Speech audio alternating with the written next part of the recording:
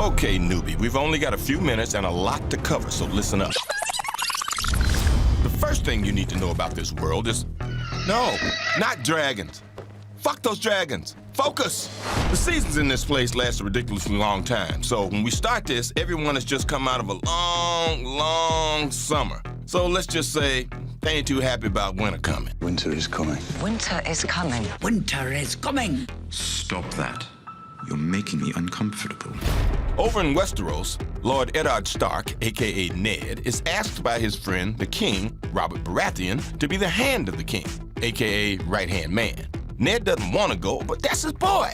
So he uproots his family and heads to King's Landing. Nice family, right? Don't get attached. I'm just saying. Over on Essos, the exiled children of House Targaryen want King Robert dead and the throne back in their family. Before Robert, it belonged to their father, the Mad King, who tried to burn everybody in the kingdom to a crisp with wildfire until this motherfucker killed him. Now, he's the king's brother-in-law, the queen's twin brother. Put a pin in that, because that's important. Now, Daenerys Targaryen gets married off to Khal Drogo, leader of the Dothraki, in exchange for using their badass army to take the throne back. At least, that was the plan. Oh, and she got some eggs as a gift. Beautiful, right? Okay, now, the last place you need to know about is this 300-mile-long, 700-foot-high ice wall. The Night's Watch defend the wall against their sworn enemies, the Wildlings, but that's not the only thing they need to worry about. And some time has passed now, and all hell is broken loose because of some things I don't have time to explain. Just know that in all 7 of the kingdoms of Westeros, peacetime is done. Finito. Everybody thinks they should sit on the Iron Throne. This guy, this guy, this guy too. But the guy who's on the throne now is the heir. He's not exactly humble about it either. The king can do as he likes. People doubt the legitimacy of his right to the throne because his uncle and mom, the queen, are a little too close. Come on, baby, let's do it tonight. Remember those lovely eggs? Well, Danny found a way to hatch them. And yes, you guessed it, 3 little dragon babies. Oh, they're so cute. Over on that big ice wall, Jon Snow, Ned's illegitimate son, and the rest of the Night's Watch are really getting worried about the wildlings on the other side. And these motherfuckers are cold. Which is why everybody should be worried about this long-ass winter coming, but instead are too busy fighting. No! Meanwhile, Dany's dragons finally got bigger. Oh, relax, not that much. She still needs an army if she wants that throne. So she heads over to Slaver's Bay to try and get one. Nobody seems to have any idea that the White Walkers are about to wipe out everybody. The 7 kingdoms, the wildlings, everybody. The only one with a clue aside from Jon Snow seems to be her. This war of 5 kings means nothing. Meanwhile, this jerk is still on the Iron Throne. So right now, House Lannister is winning this game.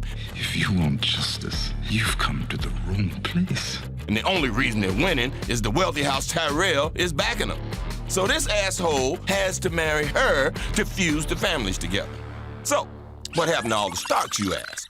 Well, let me tell you, they're not doing so well. Robb, his wife, and his mother, well, let's just say some wedding invitations you should decline. Sansa's stuck in King's Landing with this motherfucker, and Arya teams up with this scary-looking dude to survive. Bran tripping. Meanwhile, nobody's paying attention to Dany, who did pretty well for herself. The dragons are even bigger and can now do some serious damage. She's got thousands of followers and 8,000 of the baddest soldiers in the land. Now that's formation. But she's not the only one who has an army, see? The White Walkers, the scary motherfuckers, they got one too. The Night Watch is trying the best they can to stop them. And remember what I said about winter a few minutes ago? It's almost here, and still ain't nobody ready. Even though they've been saying winter's coming for 4 seasons now. And Cersei thinks she's a good leader, but she ain't. She's pretty much Marie Antoinette in this whole situation. The people. You think I care? So the people turn against the leaders and turn to religion, a dangerous one. As for the Starks, well, Arya is working on her revenge dance, and Jon Snow is still with the Night's Watch defending the wall. So, let's look at the wall again, shall we? Remember, Jon knows that the White Walkers, aka Army of the Dead, are coming. And being the good guy that he is, decides to try and save the wildlings from getting wiped out. The Night's Watch aren't exactly thrilled about this idea, but Jon doesn't care. He's the Lord Commander, and they have to do as they're told. And remember that other battle Jon fought? We didn't have time to show you? Well, that's nothing. Nothing compared to... Man, listen. Trust me. I wish I had time to show you this battle, but it is sick. Anyway, back to Dany. More power, more problems. She's having trouble controlling everybody. The former slaves, the masters, these guys with the masks. Even her dragons ain't fans of hers right now. And what's worse, before nobody even knew she had dragons and she wasn't a threat. Now everybody knows she has dragons. And right about now, she could use some solid advice as to what to do next. I am the gift.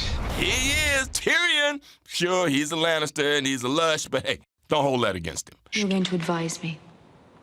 Now, let's check in on the Stark kids one more time. Sansa can't catch a break and is now stuck in the worst relationship of her life with this dickhead. As for Arya, a girl has decided to boost her skill set by becoming no one. And out of nowhere, Jon Snow's men show him just how much they didn't appreciate risking their lives to try and save the wildling.